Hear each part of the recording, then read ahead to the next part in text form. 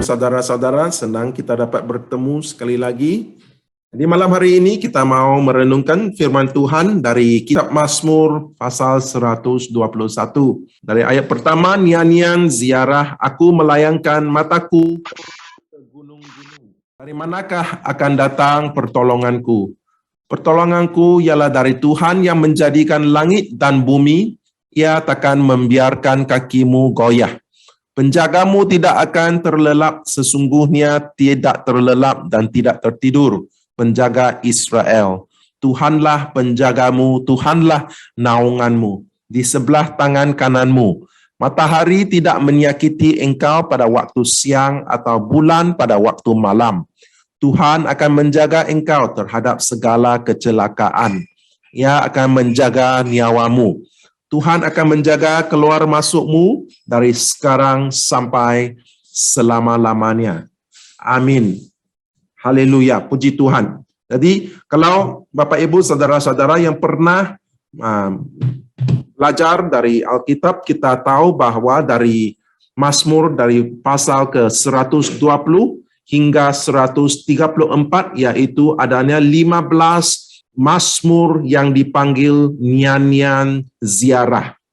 Ya kan? Coba kita lihat sekali lagi tadi. Dari ayat pertama kita diberitahu Mazmur ini adalah nyanyian ziarah. Dalam bahasa Inggris adalah Song of Ascent, yaitu nyanyian ziarah.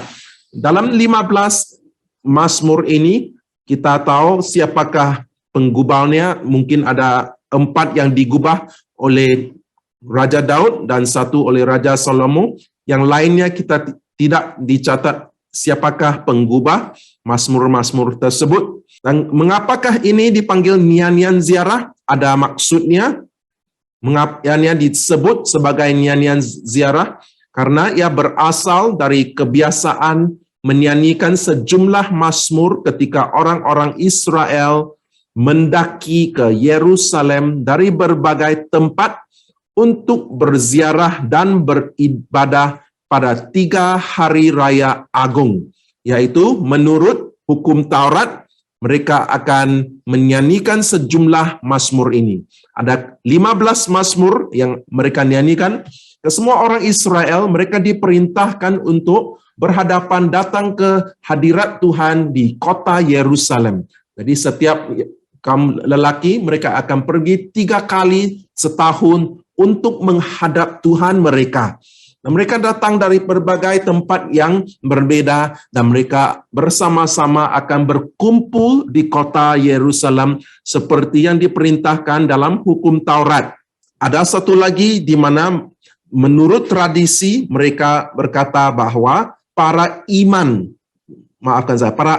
yaitu priest ya. Para imam juga ketika mereka menapaki 15 tangga untuk melayani Tuhan di bait Tuhan, setiap langkah mereka akan menyanyikan satu mazmur, yaitu ada 15 langkah di situ, lalu mereka menyanyikan nyanyian ziarah tersebut. Itu adalah menurut tradisi, tetapi yang kita tahu adalah ini adalah kebiasaannya apabila mereka datang mendekati Tuhan di kota Yerusalem. Nyanyian ziarah ini juga adalah suatu gambaran yang sangat baik untuk kita sebagai umat Kristen di dunia ini. Mengapa? Karena ini memberitahu kita bahwa kita hidup di dunia ini hanya sebagai seorang perantau, ya kan? Dalam bahasa Inggris adalah pilgrim. Kita hidup di dunia ini sebagai perantau, dan setiap kali mengapakah Tuhan memerintahkan umat Israel datang ke kota Yerusalem untuk supaya mereka ingat asal mereka, supaya mereka mengingati siapakah Tuhan mereka. Kita sebagai anak Tuhan juga harus tahu, walaupun kita hidup di atas muka bumi ini, di dalam dunia ini, Anda dan saya bukan dari dunia ini. Kita tidak, ini bukanlah rumah kita. Kita hidup sebagai perantau. Coba kita lihat dalam perjanjian baru, dalam kitab 1 Petrus pasal kedua dari ayat 11. Di sini jelas kita diberitahu oleh Rasul Petrus, saudara-saudaraku yang kekasih, aku menasihati kamu supaya sebagai pendatang dan perantau, kamu menjauhkan diri dari keinginan-keinginan daging yang berjuang melawan jiwa. Dan satu lagi ayat yaitu dalam kitab Yohanes pasal ke-17 ayat ke-16, juga ada di dalam ayat ke-14. Ini adalah dari doa Yesus kepada Bapanya. Dan Yesus menyatakan dengan jelas bahwa murid-muridnya bukan dari dunia, sama seperti dirinya yang bukan dari dunia. Yesus juga mau memperingati kita bahwa kita bukannya datang dari dunia ini. Walaupun kita hidup di dunia ini, kita harus menyadari bahwa kita bukan dari dunia ini. Dan cara kita menjalani hidup kita di atas muka bumi ini, menurut Rasul Petrus, adalah sebagai pendatang dan perantau. Jangan sehingga kita terlampau mengasihi, mencintai dunia ini dan lupa akan dari mana asal kita dan siapakah sumber di dalam hidup kita. Amin, saudara-saudaraku. Jadi dari Mazmur 121 ini kita akan belajar bersama-sama, kita akan renungkan setiap ayat, dan kita percaya Roh Kudus akan berbicara dalam hati kita, akan menguatkan iman kita, akan mendorong kita dalam perjalanan kekristenan kita di dalam hidup ini. Setiap hari kita menjalani hidup ini, ada waktu, ada saat di mana kita merasakan kecewa, kita merasakan kekhawatiran karena pelbagai hal, pelbagai perkara yang berlaku di keliling kita. Bagaimanakah kita melalui perjalanan ini?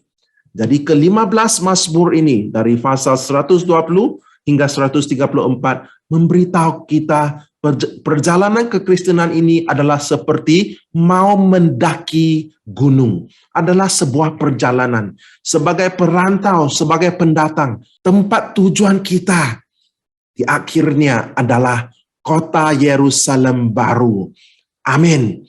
Itu adalah tempat tujuan kita, destinasi kita. Kita bukan hanya hidup dan berakhir di sini, tetapi tempat tujuan dan destinasi kita adalah kota Yerusalem, yaitu Yerusalem baru yang dijanjikan di dalam kitab Wahyu. Amin. Apabila kita ingat kebenaran ini, kita akan memiliki pandangan yang berbeda apabila kita mulai melihat segala situasi yang dilalui oleh kita. Dan ini adalah penting sebagai Kristen, sebagai anak Tuhan.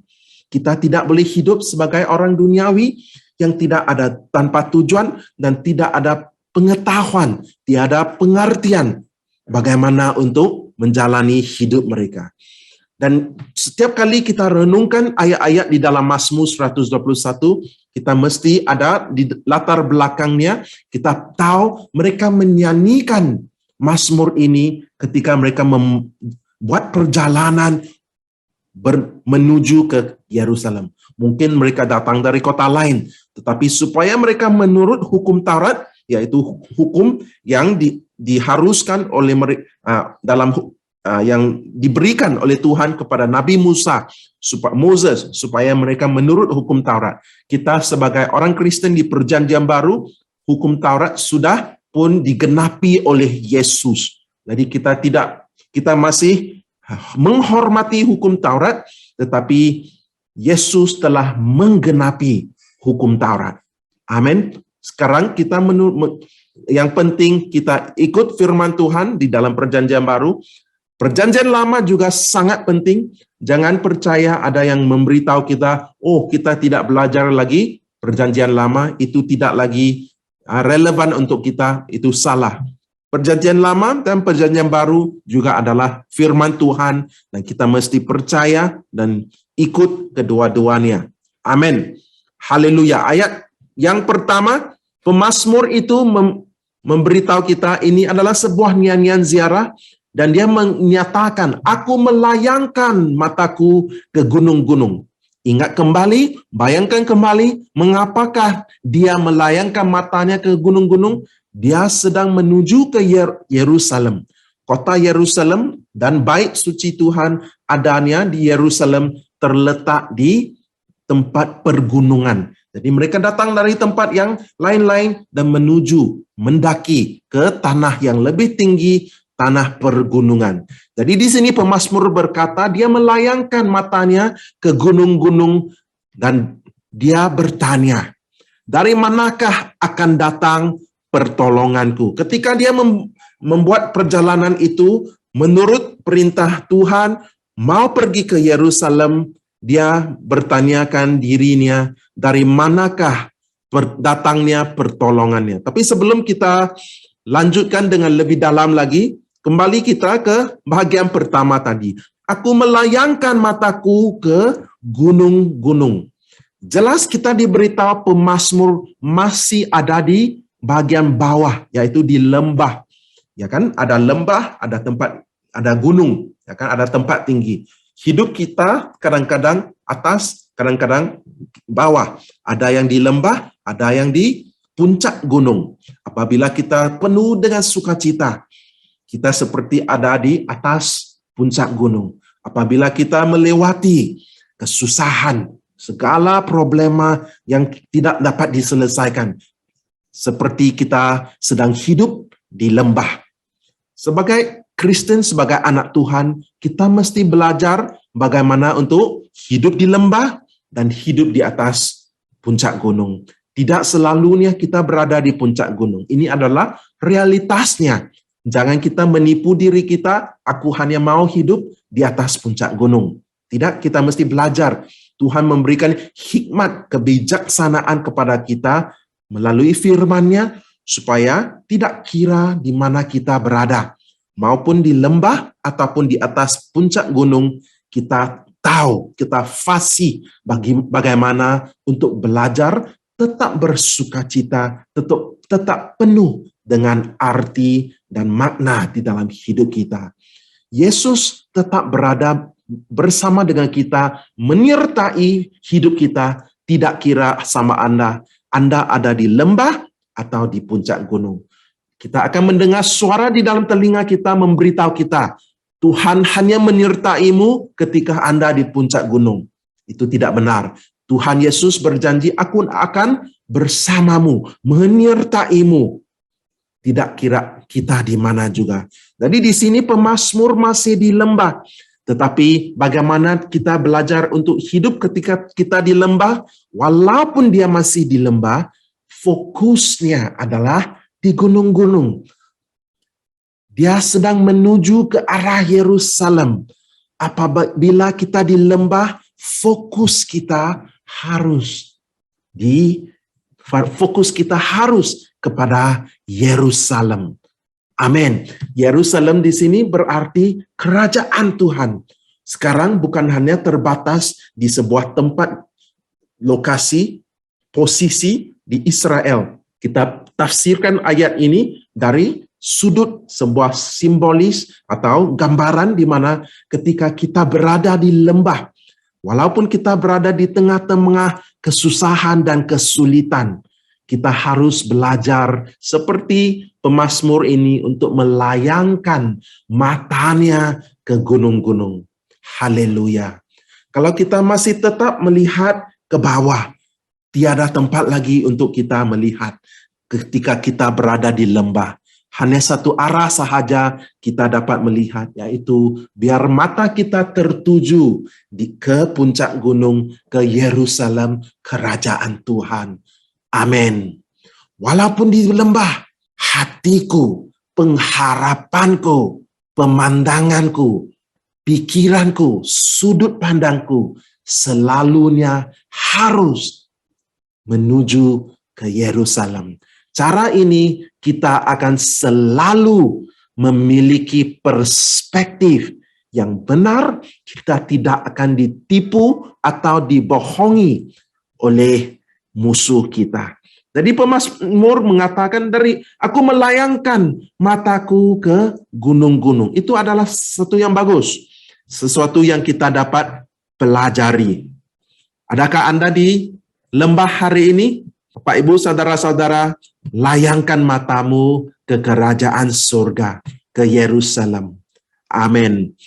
Kemudian pemazmur itu bertanya dirinya, pertanyaan ini, dari manakah akan datang pertolonganku? Sangat aneh, ya kan? Di Mazmur ada pertanyaan, ada persoalan, kemudian ada jawabannya. Sebenarnya dalam hidup kita, kita juga sering bertanya, kita juga sering bercakap-cakap dengan diri kita. Apabila kita, kadang-kadang kita lupa, mungkin bibir kita juga bergerak. Orang mungkin pikir kita gila.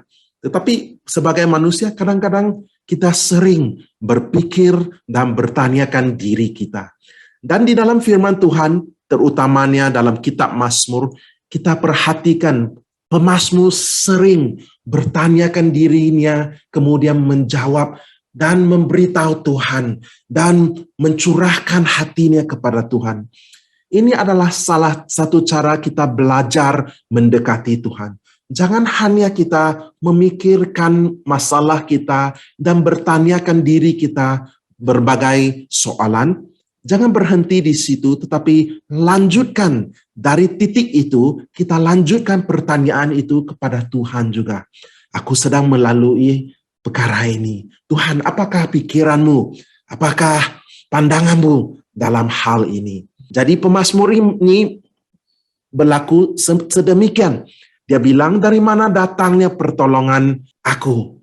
Ini adalah satu persoalan yang Anda dan saya harus selalu memikirkan dan memberikan jawaban kepada diri kita. Dari manakah datangnya pertolongan saya? Kalau Anda dan saya tidak bertanya diri kita, kita pun tidak tahu sumber pertolongan kita. Mengapa? Karena mungkin sudah menjadi sesuatu kebiasaan. Aku mencari pertolongan, aku mencari jawaban dari sumber yang lain. Mungkin dari dulunya Tuhan memakai manusia. Tuhan memakai sumber yang lain, memberkati kita lewat sumber yang lain. Itu bisa. Itu adalah mungkin. Tuhan memakai hambanya untuk memberkati Anda. Tuhan memakai mungkin pekerjaanmu, bisnismu untuk memberkati Anda. Tetapi itu tidak bermakna segala itu adalah sumber pertolongan kita.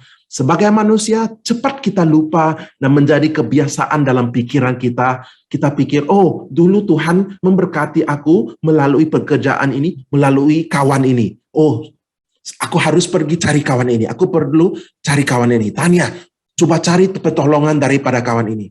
Tidak semestinya Tuhan selalu memakai orang yang sama, hambanya yang sama.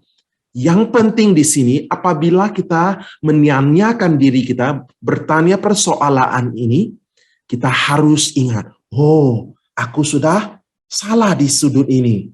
Aku ingat, oleh karena dulunya Tuhan pakai sumber ini, aku sudah mulai mengandalkan sumber ini. Paham kan, Bapak, Ibu, Saudara-saudara? Oleh karena sesuatu kebaikan, sesuatu berkat yang terjadi pada masa dulunya, kita sudah berpikir bahwa itu sudah menjadi cara Tuhan memberkati kita, dan kita mengandalkan manusia, kita mengandalkan sumber-sumber yang lain selain daripada Tuhan. Jadi ini adalah persoalan yang harus kita tanya seringkali di dalam hidup kita, dalam perjalanan dan kehidupan kekristenan kita, yaitu dari manakah akan datangnya pertolonganku. Dan pada waktu yang sama ini juga memberi sebuah realitas kepada kita, yaitu selagi kita hidup di atas muka bumi ini, masih kita belum sampai ke kerajaan surga, masih belum kita hidup di surga, pasti kita akan membutuhkan pertolongan. Kita tidak bisa hidup tanpa pertolongan. Ini adalah cara Tuhan telah mencipta dan membentuk Anda dan saya. Kita membutuhkan pertolongan adalah salah satu caranya. Tuhan masih memakai cara ini supaya kita tidak lupa akan Tuhan dan kita tidak akan lupa mencari wajahnya. Kalau kita sudah tidak membutuhkan apa-apa pertolongan, semuanya sudah menjadi gampang dan mudah kepada kita semua. Aku semua sudah beres. semua sudah yang terbaik. Keluarga aku bagus, bisnis aku bagus, keuangan aku bagus, hubungan aku bagus, pelayanan, semuanya bagus. Tidak lagi memerlukan pertolongan. Mungkin itu adalah impian Anda, mimpi Anda. Anda berharap untuk memiliki sebuah hidup tanpa problema, tanpa kesulitan. Tetapi itu tidak akan terjadi. Itu hanya berangan-angan kosong sahaja. Lebih baik kita menerima realitas ini. Sebab selagi aku masih di bumi ini, pasti aku akan membutuhkan pertolongan. Yang pentingnya aku mesti tahu sumber pertolongan aku. Ada amin, saudara-saudaraku? Jadi beliau menjawab di ayat kedua. Pertolonganku ialah dari Tuhan. Haleluya. Bolehkah kita mendeklarasikan bahwa pertolongan kita adalah dari Tuhan secara tulus, jujur, dan ikhlas? Atau hanya menjadi kebiasaan, pertolongan aku adalah Tuhan. Tetapi kita menjadi khawatir apabila kita tiada uang, apabila kita tidak ada jawaban kepada problema kita. Ini menunjukkan, membuktikan kepada kita hanya ngomong-ngomong kosong saja. Kita hanya bercakap saja, Tuhan pertolongan aku. Tetapi kita cari daripada sumber lain. Kita pergi menyembah patung berhala yang lain. Kita percaya, kita pergi berjudi, kita mengharapkan, kita pergi cari dukun. Kita harapkan dukun boleh melakukan mukjizat. Tetapi mulut kita masih bercakap-cakap, pertolongan aku daripada Tuhan. Kalau kita adalah Kristen yang begitu, yang tidak konsisten, ya cakap tak serupa bikin dalam hidup kita. Pemazmur ini tidak. Dia dapat menjawab dengan jujur, ikhlas, dan tulus bahwa Tuhan adalah pertolongannya. Dan dia menjelaskan dengan lebih jelas lagi bahwa Tuhan ini bukan sebuah patung sahaja yang dia sembah, yang dia berdoa dan sembahyang. Tetapi dia memberitahu kita Tuhannya. Coba kita lihat di ayat kedua. Tuhannya, yaitu pertolongannya adalah pencipta langit dan bumi. Coba lihat sekali lagi tadi, ayat kedua. Bagian B, ayat pertama, dari manakah akan datang pertolonganku? Itu adalah persoalannya. Dia menjawab, pertolonganku ialah dari Tuhan yang menjadikan langit dan bumi. Biar kebenaran firman ini ditanam dengan dalamnya, dalam pikiran, hati, dan roh Anda. Mengapa? Supaya setiap kali Anda berada di lembah atau mengalami apa juga kesulitan yang besar, ingat, Tuhanmu adalah pencipta langit dan bumi. Sekiranya Tuhan Anda adalah pencipta langit dan bumi, siapa lagi yang lebih berkuasa daripada Tuhanmu? Bukankah ini adalah sesuatu kebenaran yang menghiburkan hati kita, yang menenangkan hati kita? Setiap kali Anda berseru kepada Tuhan, siapakah Tuhan Anda? Pencipta langit dan bumi. Setiap kali Anda memuji menyembah Tuhan, siapakah Tuhan Anda?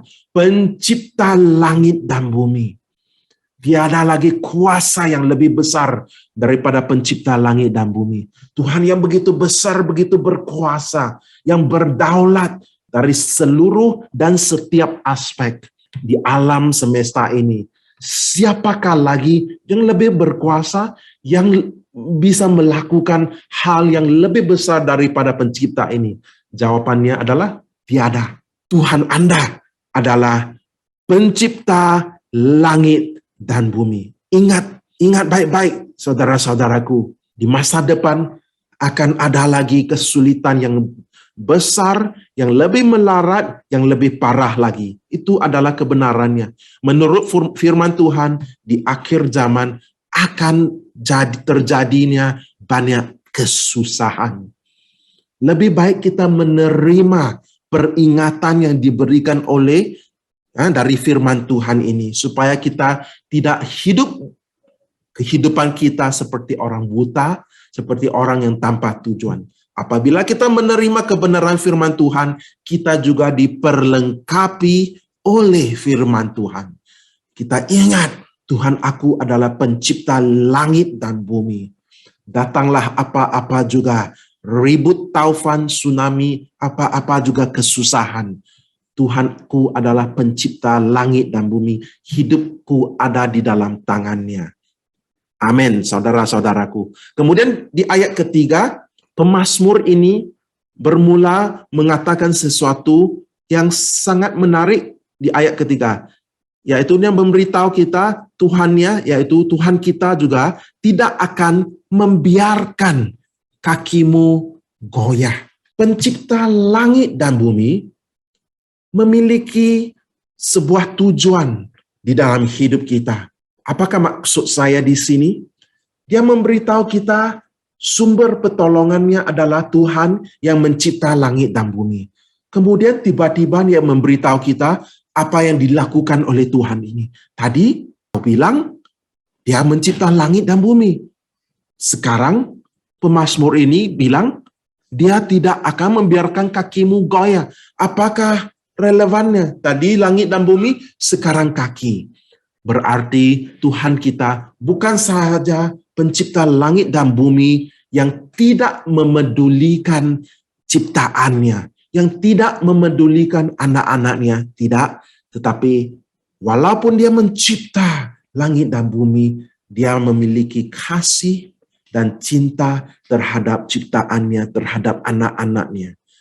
Dan dia mau memastikan kaki mereka tidak goyah. Pernahkah Anda pikir ini adalah salah satu karya Roh Kudus dalam hidupmu? Ayat ketiga, dia tidak akan membiarkan kakimu goyah.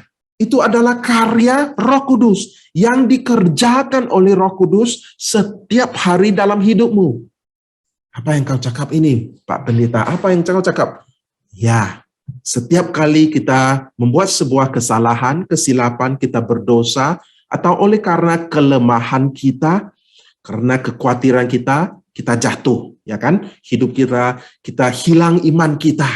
Kita mungkin marah, kita hidup dalam kepahitan. Kita bilang sama Tuhan, aku tidak percayamu lagi. Engkau Tuhan yang jahat tidak menjaga kita karena kita menjadi lemah. Setiap kali ini berlaku, seandainya kita seperti jatuh. Dan apabila ini berlaku, ini menggambarkan iman kita tidak kuat. Dan tujuan Yesus di dalam hidup kita, salah satu yang sangat penting adalah untuk memastikan kaki Anda kuat, tidak bergoyah. Oleh itu, untuk menguatkan kita, Tuhan mengizinkan berbagai situasi untuk berlaku di dalam hidup kita. Kalau kita mau menjadi kuat, kita mesti melalui berbagai rintangan dan halangan supaya kita belajar menghadapi setiap rintangan dan kita memenangi setiap halangan tersebut. Bukan halangan atau rintangan tersebut yang menang di dalam hidup kita, tetapi kita yang menjadi lebih daripada pemenang dalam setiap rintangan dan halangan. Supaya kita menjadi lebih dari pemenang, kita harus melalui rintangan. Kalau kita mau hidup yang gampang, tiada problema, kita akan menjadi lemah. Kaki kita akan selalunya goyah. Terjadi gempa bumi, ya kan? Ada gempa bumi di Sabah, kita bergoyah. Tetapi di dalam dunia roh, sebagai seorang anak Tuhan, sebagai seorang Kristen, apakah hidup Anda selalunya kakimu goyah? Selalunya berlaku sesuatu, kita mendengar sesuatu berita tentang sesuatu yang buruk, kita menjadi goyah. Kita dengar case COVID, kita dengar hal-hal yang coronavirus atau apa sahaja, kita menjadi goyah. Apakah itu rencana Tuhan buat Anda dan saya? Semestinya tidak. Oleh itu pemazmur memberitahu kita, Roh Kudus selalu berkarya untuk memastikan kaki kita tidak bergoyah. Apabila Anda dan saya memahami rencana Tuhan, dari sudut pandang ini, Anda mulai bisa menerima setiap rintangan dan halangan dalam hidupmu. Rintangan dan halangan tersebut bukannya untuk membinasakanmu, tetapi untuk menguatkanmu supaya kakimu kuat dan stabil dan tidak mudah goyah, tidak mudah jatuh. Mungkin Anda bertanya, oh, baru saya tahu, saya sering kali jatuh. Bagaimana kakimu tidak menjadi goyah? Apabila Anda jatuh, biar Roh Kudus yang menghulurkan tangannya, biar Anda mencapai tangannya, bangkit semula.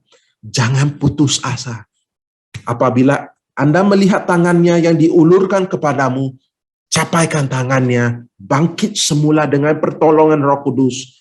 Bangkit semula, hidup semula, lawan sama rintangan itu, menang sama setiap halangan dan rintangan tersebut, mengandalkan Tuhan, mengandalkan anugerah-Nya.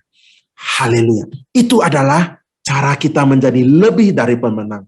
Tetapi saat Anda lemah, Anda jatuh, Anda sudah, aku berputus asa, aku tak boleh. Itu bukan caranya. Bangkit lagi. Coba lagi. Mengandalkan Tuhan. Biar Tuhan bekerja. Lihat pertolongannya. Lihat Tuhan campur tangan dalam hal perkara dan problemamu. Haleluya. Itu adalah di dalam ayat kedua. Dan ayat ketiga. Tuhan kita tidak akan membiarkan kaki kita goyah. Ada amin? Amin. Kita semua menjadi anak-anak Tuhan yang kuat. Iman kita, kaki kita kuat. Kita cepat bertindak, kita kuat berlari, kita kuat berjalan bersama Tuhan. Haleluya. Kemudian dari bagian B di ayat 3 hingga ayat ke-8, pemazmur itu memakai sebuah perkataan yaitu menjaga, atau dalam bahasa Ibrani-nya syamar, sebanyak 6 kali. Dia bermula dari memberitahu kita bahwa Tuhan adalah pertolongannya. Sebaik saja dia memberitahu itu semua, sekarang dia menerima perwahyuan tentang Tuhan kita. Bahwa bukan saja pertolongan kita daripada Tuhan. Sekarang dia menerima perwahyuan dan dia berkongsi dengan kita, berbagi dengan kita perwahyuan itu, yaitu Tuhan kita bukan saja menolong kita, tetapi juga menjaga kita. Haleluya. Tuhan kita adalah penjaga kita. Our God is our keeper, menjaga, keeper. Haleluya. Ayat ketiga bagian B. Penjagamu tidak akan terlelap. Ayat keempat. Sesungguhnya tidak terlelap dan tidak tertidur penjaga Israel. Coba lihat kembali ya. Ayat 3 bagian kedua dan ayat keempat. Penjagamu tidak akan terlelap. Sesungguhnya tidak terlelap dan tidak tertidur penjaga Israel. Dari sini kita belajar. Masih ingat latar belakangnya? Mereka sedang mengembara menuju Yerusalem. Mereka datang dari kota-kota yang lain, mereka sedang menuju Israel. Kadang-kadang mereka harus tidur, menginap mungkin di hutan, mungkin di mana-mana sahaja. Mungkin ada perompak. Jadi waktu malam mungkin ada perompak atau ada bahayanya, atau haiwan atau binatang yang liar. Diberitahu kita di sini, Tuhan adalah penjaga kita yang tidak akan tidur. Waktu kita tidur, Tuhan tidak tidur, tidak terlelap. Matanya masih terbuka dengan besarnya, memerhatikan hidupmu, menjaga hidupmu. Haleluya. Percayalah saudara-saudaraku. Jangan percaya kepada pembohongan, percayalah kebenaran firman Tuhan. Tuhan kita menjaga kita, matanya terbuka secara besar, memerhatikanmu untuk menjagamu dari segala bahaya. Jadi ada doa lagi yang diberitahu kita di sini. Penjagamu tidak akan terlelap. Kemudian di ayat keempat kita diberitahu Tuhan kita adalah penjaga Israel. Jadi dari dua sudut. Satunya secara pribadi, Tuhan menjagaku. Keduanya, Tuhan juga adalah penjaga umatnya. Kita harus percaya Tuhan menjaga kita secara pribadi dan keluarga kita. Amin. Kita serahkan setiap ahli keluarga kita di dalam tangan Tuhan. Kita percaya, kita berdoa. Karena bukan sahaja dia penjaga kita secara pribadi, dia juga adalah penjaga umatnya, yaitu penjaga Israel. Haleluya. Ada amin. Saudara-saudaraku, keeper of Israel. Penjaga Israel. Dia tidak akan terlelap. Kadang-kadang kita pikir, oh, Tuhan sudah lupa alamat saya. Tuhan sudah lupa nomor HP saya. Tidak tahu bagaimana dia mau kontak sama aku. Aku berdoa, dia tidak jawab aku. Mungkin dia sudah lupa nama aku. Ingat Bapak, Ibu, Saudara-saudara, Tuhan yang tidak terlelap, tidak tertidur, tidak akan terlupa Anda dan saya. Dan juga tiada apa-apa yang terlepas dari pandangannya. Matanya terbuka. Apabila kamu takut, ingatlah Tuhan Anda buka mata, memerhati, menjaga Anda.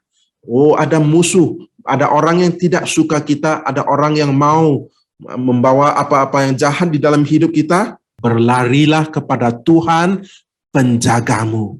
Apa juga situasi, kondisi, apa juga bahayanya, jika Anda percaya Tuhan penjagamu, Anda selamat di dalam jagaannya. Kita lanjutkan lagi ayat ke-5 dan ayat ke-6. Di sini ayat ke-5 ke ayat ke-6, Bapak Ibu Saudara-saudara, bisakah kamu lihat di dalam ayat ke-5 dan ayat ke-6, setiap kali di dalam Alkitab, jika Anda perhatikan perkataan itu Tuhan di dalam huruf besar, ya kan? T-U-H-A-N dalam huruf besar, ini berarti setiap kali perkataan ini terpakai adalah perkataan bahasa Ibrani Yahweh. Bukan Tuhan saja, tetapi ini adalah nama Tuhan, yaitu Yahweh.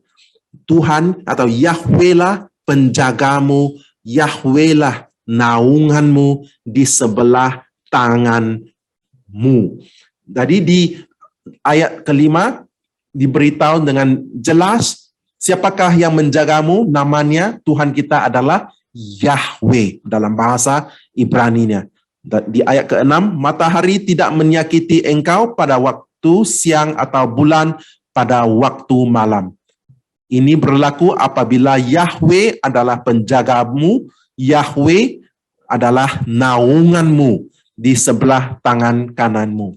Di ayat ke-6 kita diberitahu konsekuensinya apabila Yahweh atau Tuhan kita. Yahweh itu adalah nama Tuhan kita. Apabila Yahweh adalah penjaga kita, apa yang dihasilkan adalah kita menjadi selamat. Kita menjadi selamat. Matahari atau bulan tidak akan menyakiti kita, membawa apa-apa yang berbahaya kepada kita. Matahari dan bulan bicara tentang hal-hal alami. Mungkin manusia atau problema dari dunia alami ini. Apa juga perkara yang berlaku di dalam dunia alami tidak akan dapat menyakiti kita, tidak akan dapat melakukan apa-apa kepada diri kita sekiranya Yahweh adalah naungan kita dan adalah penjaga kita. Dan di sini saya mau beritahu sedikit mengapakah kita harus tahu nama Tuhan kita. Yahweh, ketika Nabi Musa bertanya, siapakah engkau ya Tuhan? Siapakah namamu? Ya kan? Jadi Tuhan memberitahu, nama aku Yahweh. Ada 4 huruf dalam bahasa Ibrani, ya. Yud, He, Vav, He. Mereka selalu menghormati nama Tuhan, jadi tidak membaca nama Tuhan. Tapi nama Tuhan itu memberitahu kita sifat dan atribut Tuhan. Yahweh berarti aku ada atau aku akan ada. Atau dalam bahasa Inggris, I am the I am. Aku akan ada yang aku akan ada. Berarti aku akan hadir. Aku siap menyertai, menolong, melepaskan Anda. Itu nama Tuhan kita. Itu sifatnya. Yahweh berarti aku siap menolong Anda, siap menyertai Anda, siap melepaskan Anda. Aku ada, I am. Aku akan ada, aku akan hadir. Yahweh. Yahweh itu Tuhan kita. Jangan lupa, itu adalah nama Tuhan kita. Yahweh. Tuhan yang hadir, yang ada, yang siap menyertai, menolong, melepaskan kita. Yahweh ini namanya yang menjadi penjaga.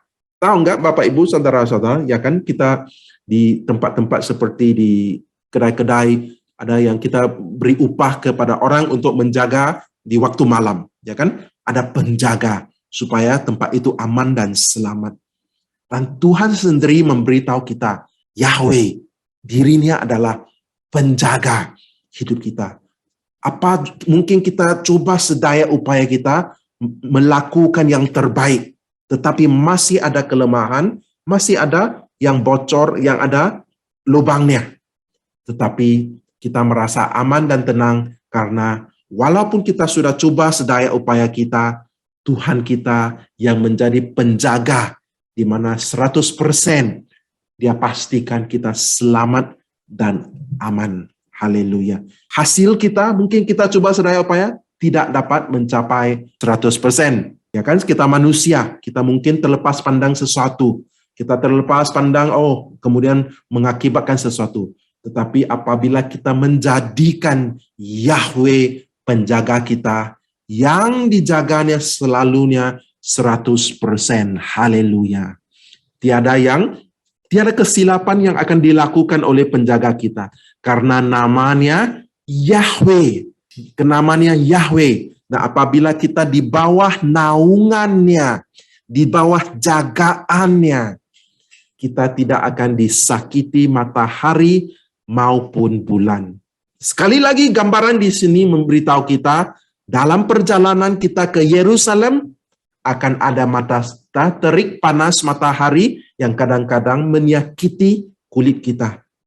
Memberitahu kita, dalam perjalanan hidup kita, pasti ada kesulitan. Ada juga bulan yang dapat membawa sesuatu yang tidak baik kepada kita. Tidak kira matahari atau bulan. Di sini sekali lagi digambarkan kepada kita, kehidupan kita akan ada kesulitan. Tetapi semuanya itu dijaga oleh Yahweh Tuhan kita. Atau ambil lagi sudut pandang yang lain, Tuhan menjadi tempat teduh kepada kita. Tempat teduh. Amin. Kalau ada hujan, kita di bawah teduhannya. Shelter. Ya kan, saya masih ingat suatu kali kami, keluarga saya dan kami pergi sebuah taman yang dekat di KLCC. Tiba-tiba hujan sangat lebat. Kami berlari mencari sebuah tempat teduh. Ada saja satu pondok yang kecil, kami semua berteduh di sana. Selamat. Tidak ada air hujan yang dapat dekat kepada kami, dapat menyentuh kami. Sama. Sekiranya Tuhan adalah tempat teduh kamu dan perlindunganmu, apa juga kesusahan di siang ataupun malam, Yahweh adalah penjagamu. Haleluya. Kita lanjutkan ayat yang terakhir, ayat ke-7 dan ayat ke-8. Tuhan akan menjaga engkau terhadap segala kecelakaan. Wow. Dia akan menjaga nyawamu ataupun jiwamu. Tuhan akan menjaga keluar masukmu dari sekarang sampai selama-lamanya. Jadi kedua-dua ayat yang terakhir tersebut sekali lagi memberi penghiburan kepada kita. Yang betul-betul sekiranya kita percaya dengan segenap hati kita, kita akan tahu dan mengalami realitas firman Tuhan, yaitu Tuhan akan menjaga keluar masuk kita, terutama di pandemik sekarang. Mungkin apabila kita keluar membeli sesuatu, mungkin kita takut ada virus, ya kan, coronavirus itu atau penyakit lain. Ada lagi banyak penyakit yang akan datang di masa depan. Ada lagi hal-hal yang berbahaya. Mana tahu kita jalan ke tempat itu tiba-tiba ada gempa bumi. Tapi sekiranya Tuhan adalah penjaga Anda dan saya, Dia akan menjaga keluar masuk kita. Setiap kali saya keluar, saya berdoa, saya percaya, saya ditutup bungkus oleh darah Yesus. Saya tidak kuat, saya tidak gagah, saya tidak hebat. Apabila saya keluar, masih ada virus, tetapi saya percaya di dalam perlindungan Tuhan. Saya percaya, saya mulai melihat adanya sebuah gelembung yang menyelubungi aku, yang menutupi aku. Itu adalah sesuatu yang benar di dalam dunia roh. Kalau Anda percaya ada perlindungan, adanya perlindungan itu.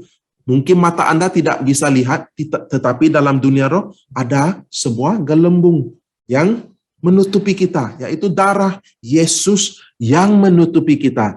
Dan apabila Tuhan melindungi kita, Tuhan menjaga keluar dan masuk. Keluar dan masuk berarti keseluruhan secara totalnya. Semuanya yang kita lakukan juga dijagai Tuhan kita. Dan di sini kita juga diberitahu Tuhan menjaga nyawa kita, atau lebih tepat lagi jiwa kita.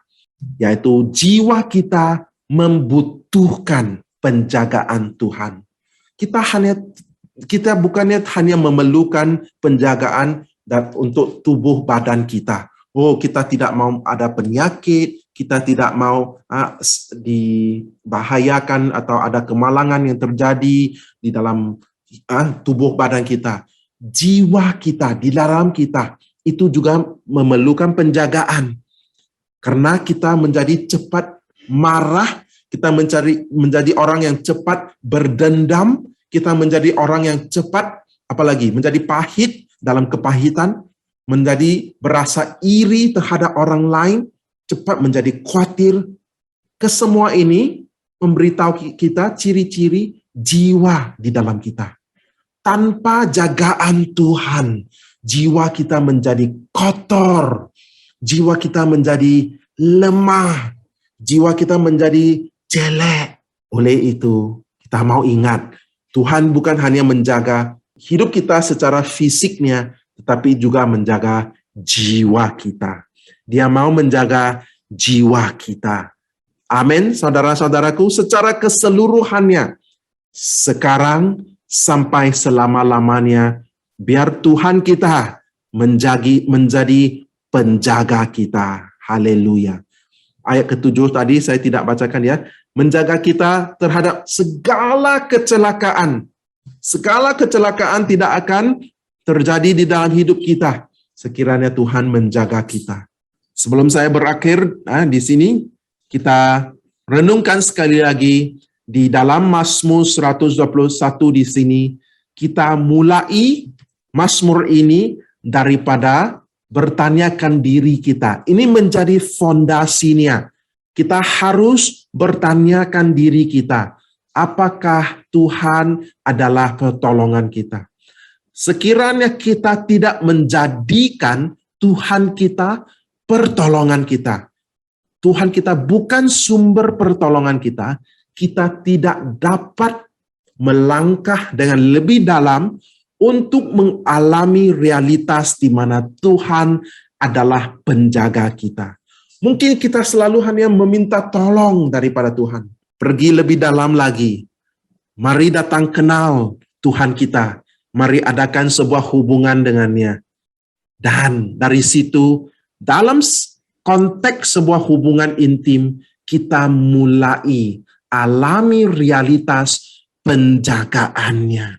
Menjaga itu adalah sebuah kata yang memberitahu kita sesuatu yang dipelihara, yang berharga oleh orang yang menjaganya, ya kan? Saya menjaga ini karena ini sangat berharga, dan karena sekiranya ia berharga berarti adanya sebuah hubungan antara yang dijaga dan orang yang penjaga itu. Jadi di dalam penjagaan Tuhan, Tuhan haus mau memupuk sebuah hubungan dengan kita.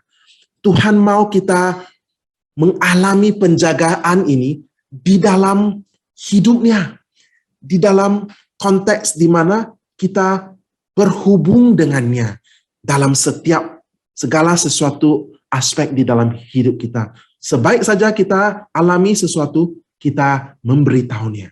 Ada hubungan di situ.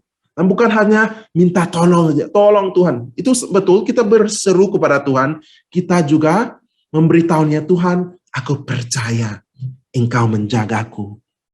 apa juga yang berlaku, apa juga pengakhirannya, hidup mati di dalam tangan-Mu Tuhan. Tetapi Tuhan, Engkau tidak berubah. Keyakinan itu mesti ada di dalam kita. Keyakinan kita tidak tergantung kepada sama ada Tuhan akan menjawab doamu atau tidak. Oh, biar aku tunggu dulu. Kalau Tuhan jawab, aku percaya sama Tuhan. Tidak.